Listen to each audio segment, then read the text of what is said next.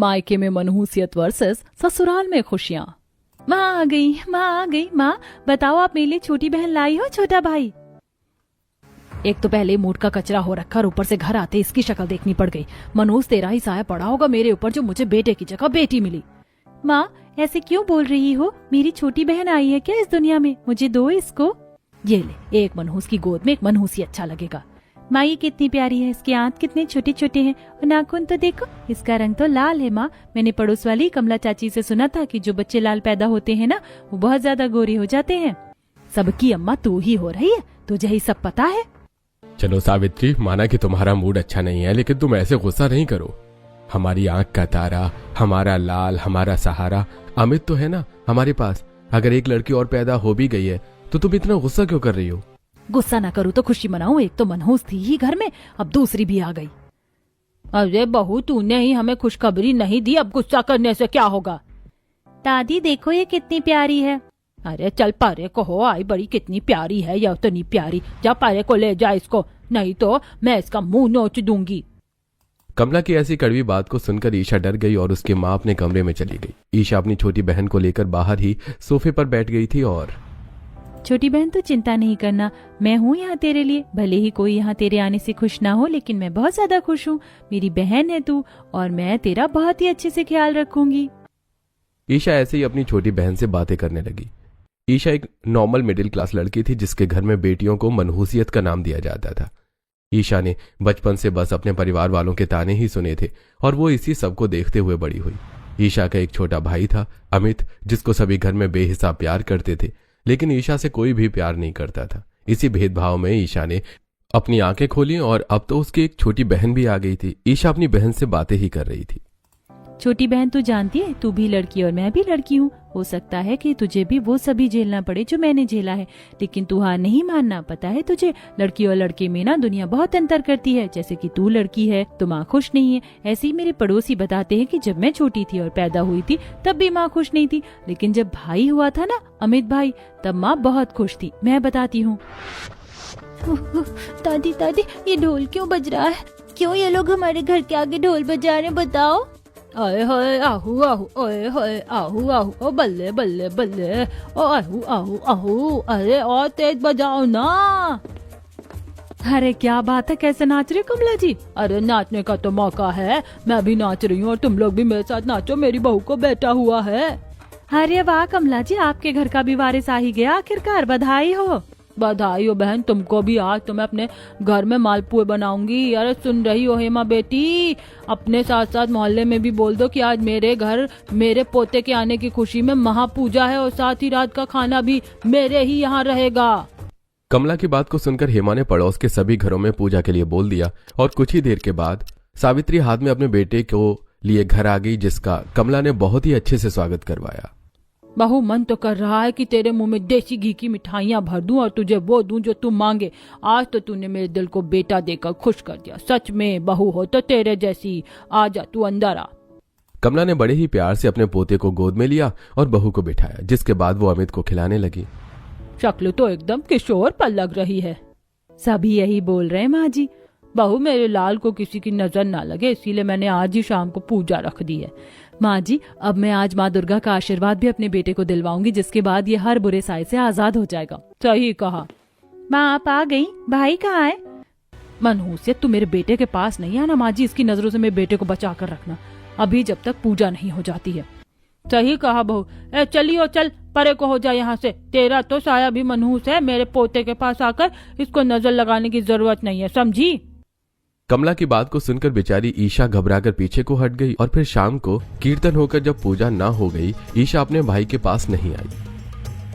कुछ ऐसा हुआ था अमित की पैदाइश पर, पता है बहन, जब मेरी उम्र 4 साल थी, लेकिन मन में एक सवाल था जो आज भी आता है कि अगर बेटी मनहूसियत होती है तो फिर माँ दुर्गा, माँ पार्वती और सभी माँओं की पूजा क्यों की जाती है? वो भी तो नारी ही है, और जब नारी मनहूस है तो उसको पूजने का क्या मतलब? ईशा के मन में ऐसे ही सवाल आया करते थे, लेकिन कोई उनका जवाब नहीं देता था। ऐसी थोड़ी ही सी देर का वक्त और गुजरा और कुछ देर के बाद पड़ोसन हेमा और पड़ोसन माधुरी सावित्री से मिलने को आई। नमस्ते कमला जी और सावित्री जी, मुबारक हो, आपका लड़की हुई है। अब तो आपके घर 2-2 लक्ष्मी आ गई, आपको तो खुश होना चाहिए। तो अब मिठाई में क्या खिला रही हो? हमारा मुंह मीठा करिए। अरे बस भी करो, क्यों मेरे खून का पानी कर रही हो? कुछ और बात नहीं है तुम्हारे पास? मुंह मीठा मुंह मीठा, किस बात का मुंह मीठा? ये दोनों हमें यहाँ जलाने ही आई हैं। अब कुछ मत बोल जाना, हम तो तुम्हें यहाँ खुशखबरी देने को आए हैं और तुम हमें बातें सुना रही हो। क्या बात हुई? किस बात की खुशखबरी की मेरे घर में मनहूसियत पैदा हुई है, बताओ। अरे क्या बोल रही हो? मनहूसियत नहीं, लक्ष्मी पैदा हुई है। नहीं, नहीं होती है बेटी लक्ष्मी। लक्ष्मी तो बस माँ लक्ष्मी ही है, कोई लड़की लक्ष्मी नहीं हो सकती, सभी मनहूसियत ही होती है। बहना किस दौर में जी रही हो तुम, ये बताओ। ये 2025 है, 2025 में लड़का और लड़की दोनों बराबर हैं। वैसे तो भगवान जी ने दोनों को एकदम बराबर ही पैदा किया, लेकिन समाज ने लड़की और लड़के में भेद किया और अब तो सभी को समझ आती जा रही है। क्या बराबर है लड़का और लड़की? एक लड़का और एक लड़की कभी बराबर नहीं हो सकते, चाहे लड़कियों को कितना ही पढ़ा लो लिखा लो, लेकिन क्या कभी शादी करके वो किसी लड़के को अपने घर ला सकती है? नहीं ना। यहीं से पता चलता है कि कुछ बराबर नहीं है। अगर होता तो किसी की बेटी विदा होती और किसी का बेटा, समझ आया? नहीं कमला जी, ऐसा नहीं कहते हैं, तो दुनिया का रिवाज है। कोई छोटा या बड़प्पन इससे साबित नहीं होता। लड़की लड़के के साथ जाती है और अपनी खुशी से, लेकिन रहने दीजिए, आपके जैसी छोटी सोच वालों के दिमाग में ये बात नहीं आएगी। हेमा की बात को सुनकर कमला और सावित्री दोनों का मुंह उतर गया और कमला उन दोनों से बोली, तुम दोनों ज्यादा समझदार मत बनो, समझ आया? मेरे घर में बेटे आए या बेटी, उससे तुम्हें क्या? और मैं उनके साथ कैसा सलूक करती हूँ इससे भी तुम्हें कोई फर्क नहीं पड़ना चाहिए, समझ आया? अब तुम दोनों जा सकती हो, दरवाजा सामने की तरफ है। कमला की बात को सुनकर हेमा और माधुरी दोनों का मुंह उतर गया और वो वहां से चली गई। ईशा ने बाहर खड़े होकर सारी बातें सुन ली थी। कमला और हेमा दोनों की बातों से ईशा को काफी ज्यादा दुख हुआ और वो बेचारी बस बेबस सी सब कुछ देखती रही। ऐसे ही सिलसिला जारी रहा और अब ईशा को अपने परिवार में रहते हुए 10 साल गुजर चुके थे। अभी भी कुछ नहीं बदला था, बस ईशा बड़ी हो गई थी। ये बनी मेरी आखिरी रोटी है। चलो अच्छा है, आज जल्दी उठ गई थी तो रोटी सब्जी का काम जल्दी ही निपट गया। अब जाकर मैं पूजा का सूट सिल दूंगी। दीदी दीदी दीदी, कहाँ हो तुम? हाँ क्या बात है पूजा, तू रो क्यों रही है? दीदी मुझे दादी ने मारा। मैंने उनसे आपके बारे में पूछा तो बोली अपशगुन और मनहूसियत का पता मैं नहीं रखती हूँ। जब मैंने बोला कि मेरी दीदी मनहूसियत नहीं है, वो सबसे अच्छी है, तो उन्होंने मुझे मारा। मेरी प्यारी बहन तू रो क्यों रही है? बोलने दे, जो कोई भी कुछ भी बोलता है, तू किसी की बात पर ध्यान मत दे। दीदी वैसे मैं दादी और माँ की बात को दिल से नहीं लगाती, लेकिन आज मैं रो इसलिए रही हूँ क्योंकि ये लोग मुझे आपसे अलग करने की बातें कर रहे हैं। पता है दीदी, दादी आपकी शादी करवाने को बोल रही है बाबा से। क्या कहा? मेरी शादी? दीदी मैं आपको कहीं जाने नहीं दूंगी। एक बस आप ही हो तो हो जो मेरी बात को समझती है। अगर आप भी चले जाओगे तो मेरा यहाँ कोई नहीं रहेगा। ऐसे नहीं रोते हैं, एक ना एक दिन तो सभी को शादी करके ससुराल जाना ही होता है ना, इसीलिए ऐसे रोते नहीं है। अच्छा बात सुन। हाँ दीदी। वादा कर, अगर इन लोगों ने मेरी शादी करवा दी तो तू नहीं रोएगी। नहीं दीदी, मैं तो रोऊंगी और बहुत ज्यादा रोऊंगी। आप कुछ दिनों को रुक जाओ ना, मैं जल्दी जल्दी से बड़ी हो जाऊंगी। अगली साल आपके बराबर की हो जाऊंगी, उसके बाद हम दोनों साथ साथ शादी कर लेंगे। बोलो ये ठीक है? अब मैं तुझे कैसे समझाऊं? अच्छा हम इस बारे में बाद में बात करेंगे, लेकिन अभी मैं बाहर जाती हूँ। सुनो तो सही कि क्या बात चल रही है। ईशा बात को सुनने को बाहर आई, जहां उसकी दादी, माँ, बाप और भाई बैठे हुए बातें कर रहे थे। महारानी के लिए रिश्ता भी ढूंढो तो अमीर घर का, और अमीर घर के लोग दुनिया भर का दहेज मांग लेंगे। सच्ची में ये लड़कियां मनहूसियत के सिवा कुछ नहीं होती है। पैदा होते इनकी शादी की चिंता और पराए घर का साया हम परिवार वालों के साथ लग जाता है। हम तो बड़े परेशान हैं। अजी कोई दूसरा उपाय नहीं है कि शादी अमीर घर में भी हो जाए और हमारी जेब से भी ज्यादा पैसा नहीं जाए? नहीं, कोई दूसरा उपाय नहीं है। साला शादी हमें अमीर परिवार में करनी है तो दहेज तो देना ही पड़ेगा। हमारी भी बड़ी किस्मत खराब है वैसे इन मनहूस लड़कियों के चक्कर में। घर वालों की बातें सुनकर ईशा को गुस्सा आ गया और वो बोली, तो कहा किसने है कि मेरे ऊपर लाखों रुपया खर्चा करो और अमीर घर में मेरी शादी करो? मैंने तो ऐसा नहीं कहा है ना।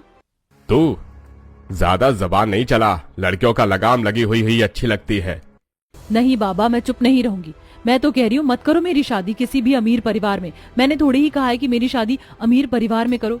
आप ही हो कि मेरे लिए अमीर परिवार में रिश्ता ढूंढ रहे हो। वैसे मैं जानती हूँ कि आप मेरे लिए अमीर परिवार में रिश्ता क्यों ढूंढ रहे हो। इसमें आपका स्वार्थ है। आप एक बार दहेज दोगे और आपको उम्र भर के लिए छुटकारा मिल जाएगा। अमीर घरों में आपकी उठ बैठ होगी और आपको हर त्योहार पर किसी मौके पर आपकी औकात से ज्यादा मिलेगा। क्यों है ना? बस चुप कर, तेरी जुबान कैसे चलने लग गई है? लड़कियों की जुबान जितनी ज्यादा बंद रहे ना उतनी ही अच्छी लगती, समझ आया? वहाँ आपसे और उम्मीद भी क्या है। हाँ आप तो बस यही कर सकती हो, मारना पीटना, बस यही आता है आपको। अजीब बदतमीज की जल्दी से शादी करवाइए, कहीं ऐसा ना हो कि इसकी बदतमीजी सारे जमाने में मशहूर हो जाए और फिर हमें इसके लिए कोई रिश्ता ही ना मिले। हाँ माँ जल्दी करवाओ, वैसे भी बचपन से बस आप लोगों ने एक बोझ की तरह ही तो पाला है, अब जल्दी से उतारो इस बोझ को आप लोग अपने ऊपर से। ईशा की बात को सुनकर सभी घर वाले दंग रह गए। ऐसा पहली बार हुआ था कि ईशा अपने लिए स्टैंड ले रही थी। ईशा को उसकी माँ ने थप्पड़ मारा, लेकिन इस बार वो रोई नहीं। तेरे साथ हमें क्या करना है और क्या नहीं, ये हमें तू नहीं बताएगी, ये हम लोग खुद ही डिसाइड करेंगे, समझ आया? वही तो आप करते हैं, मुझे तो बस यहाँ कठपुतली की तरह आपके इशारों पर नाचने को जन्म दिया गया है। माँ देख रहे हो जी कितनी जुबान चल रही है इस बदतमीज की, ज्यादा फालतू नहीं बोल नहीं तो। सावित्री को बहुत ज्यादा गुस्सा आ रहा था, लेकिन आज वो ईशा के बोलने पर चुप हो गई। ईशा के रिश्ते के लिए घर वालों ने एक पंडित से बात की, जिसके बाद एक अमीर परिवार में उसका रिश्ता तय हो गया। दीदी आपने मेरे बड़े होने का इंतजार नहीं किया, अब आपकी शादी होने वाली है, मैं आपसे नाराज हूँ। नहीं पूजा ऐसे नहीं बोलते, मैं बस दूसरे घर ही तो जाऊंगी, लेकिन तेरा साथ कभी नहीं छोड़ूंगी, ये मेरा वादा है तुझसे। और हाँ मेरे जाने के बाद वादा कर कि तू कभी नहीं रोएगी, अगर माँ बाबा कुछ कहेंगे तो मुझे बताएगी, अपने तक ही बातें दबाएगी नहीं। हाँ दीदी आप बेफिक्र होकर अपने ससुराल को जाना, वैसे भी बहुत झेल लिया आपने इन सभी लोगों का अत्याचार, अब आपको एक अच्छी जिंदगी जीने का मौका मिल रहा है तो आप इसको छोड़ो नहीं, मैं खुश हूँ दीदी आपके लिए। पूजा की बात को सुनकर ईशा ने उसको गले से लगा लिया। इसके बाद ईशा और पूजा साथ साथ सोने को चली गई। देखते ही देखते अब ईशा की शादी होने वाली थी। उसकी शादी का समय आ चुका था और आज ईशा अपने परिवार से विदा लेने को तैयार थी। ईशा की शादी घर में ही हुई और विदाई के वक्त बस ईशा अपनी छोटी बहन से लिपट लिपट कर रोई। पूजा मैं जा रही हूँ बहन, लेकिन तू खुद को अकेला मत समझना, मैं हमेशा तेरे साथ रहूंगी, हर कदम हर जगह। दीदी आप जाओ और अपनी नई जिंदगी की शुरुआत अच्छे से करो, मैं आपको अब खुश देखना चाहती हूँ। दोनों बहनों में आपस में कितना ज्यादा प्यार है, सच में बहनें हो तो ऐसी। चल ईशा बेटा अब अपनी बहन से बाद में बातें कर लेना। समधन जी इजाजत दीजिए, अब हम चलते हैं। जी समधन जी काफी देर हो गई है, तो अब आप ईशा को लेकर चली जाइए। समधन जी आपकी बच्ची जा रही है, आपने इसे बचपन से जवान होने तक पाला है, तो आपको इसके जाने का दुख नहीं है? आपकी आंखों में एक भी आंसू दिखाई नहीं दे रहा है। हाँ जी वो मैं काफी रो ली हूँ आज के दिन से पहले ही, इसीलिए अब रोना नहीं चाहती। और जिस दिन से ये पैदा हुई थी पराए घर जाने का इसका सच मेरी आंखों के सामने था, इसीलिए अब कैसे रोना। एक माँ शुरू से ही बेटी की विदाई के लिए खुद को तैयार करके रखती है। जी आप चिंता मत करिए, आपके घर की रौनक को हम अपने घर की खुशी बनाकर रखेंगे। आपको ऐसा समधियाना मिला है कि आप खुश रहेंगी। अच्छा इजाजत दीजिए। बाबा माँ आ जाइए, ड्राइवर जी बुला रहे हैं। आकांक्षा की बात को सुनकर महेंद्र और शालिनी दोनों ईशा के साथ चल दिए और ईशा को वो अपने घर की बहू बनाकर अपने घर ले गई, जहाँ ईशा का बहुत ही अच्छे से गृह प्रवेश हुआ। बहू घर की लक्ष्मी होती है और जब लक्ष्मी आती है ना बहू, तो उसका साया भी घर वालों के लिए शुभ होता है। चल अब तू इस आलते की थाल में अपने पाँव को डाल और इस कपड़े पर अपने पाँव छाप दे। बहू के पाँव छपे हुए रुमाल को भी हम अपनी दीवार पर लगाते हैं। मायके में तो मुझे कुछ नहीं समझा जाता था, शुरू से ही मुझे हमेशा मनहूसियत शब्द सुनने को मिला, लेकिन ससुराल में सभी इतना प्यार दे रहे हैं, सच्ची मेरी तो किस्मत खुल गई है लगता है। ईशा ने ऐसे ही सोचते हुए अपने पाँव को आलते की थाल में डाला और फिर उसने एक सफेद कपड़े पर अपने पैरों की छाप को छोड़ दिया, जिसके बाद उसके हाथ भी ऐसे ही एक कपड़े पर छपवाए और शालिनी बोली, वाह कितने सुंदर बनावट के हाथ पैर है मेरी बहू के, नजर ना लगे किसी की भी। इसको कहते हैं बेटी का लक्ष्मी होना। सच में कितने अच्छे लोग हैं मेरे घर के। भाभी आप बताओ कि क्या आप कुछ देर को हमारे साथ वक्त बिताना चाहोगी? आपको थकान हो रही है, आप अपने कमरे में जाओगी। मैं बताऊं? अरे भाभी से ऐसे कौन पूछता है, जाहिर सी बात है वो थक तो रही है ना। भाभी अभी आप आराम ही चुनेंगी, क्यों है ना? जी। देखा पागल आकांक्षा, तुझसे ज्यादा समझदार तो मैं हूँ। चल भाभी को अब कमरे में लेकर चलते हैं। इन भाई बहन के अंदर कितना प्यार है। एक मेरा भाई है, भले ही मुझसे छोटा है, लेकिन कभी मुझसे सीधे मुंह बात तक नहीं करता। सच में ऐसे भी परिवार दुनिया में है, और मेरे जैसे भी। ईशा को अपने ससुराल में सब कुछ काफी ज्यादा नया और अच्छा लग रहा था।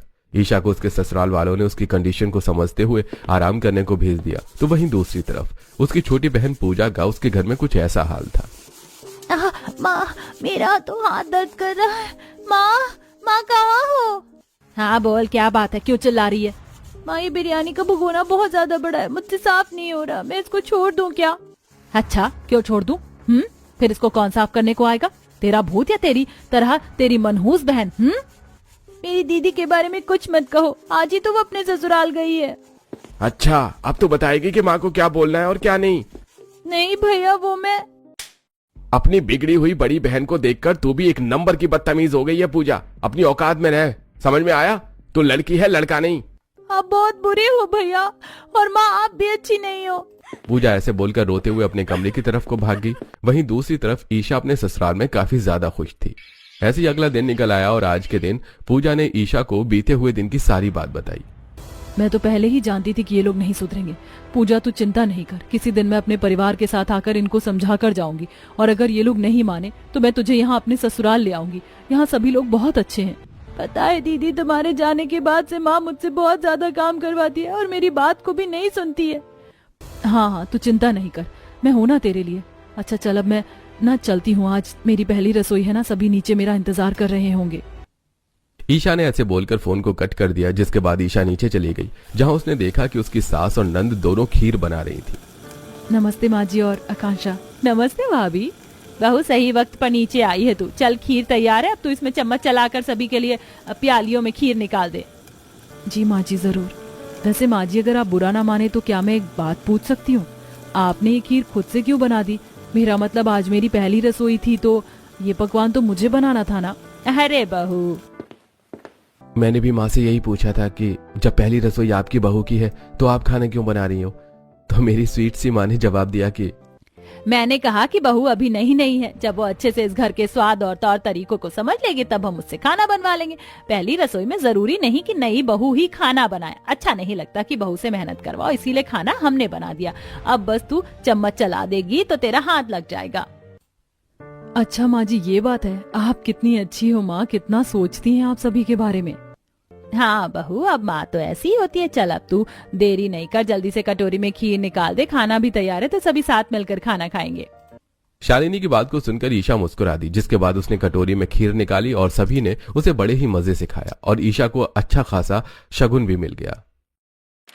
ऐसे ही सिलसिला जारी था और अब ईशा की शादी हुए 1 महीना होने को आया था। आज ईशा की बुआ सास के यहाँ फंक्शन था, जिसके लिए वो बाजार आई हुई थी।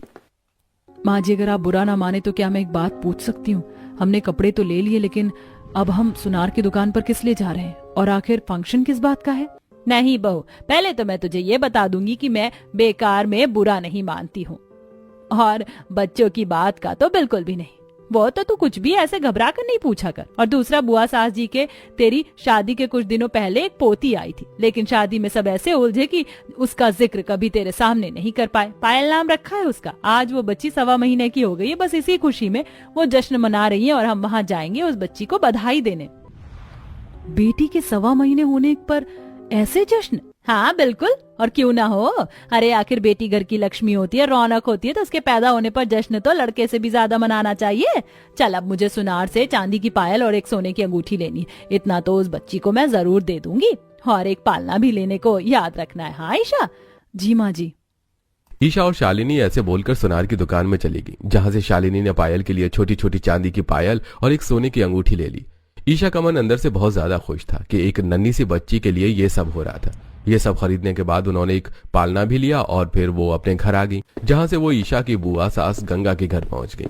आओ भाभी, बहू को लाने में बड़ी देर कर दी, वरना कांक्षा, अभिषेक और युवराज तो काफी देर से यहाँ आए हुए हैं। हाँ भाभी, बस पायल का सामान ही लेने में देरी हो गई। वैसे कहाँ है हमारी नन्ही सी लक्ष्मी?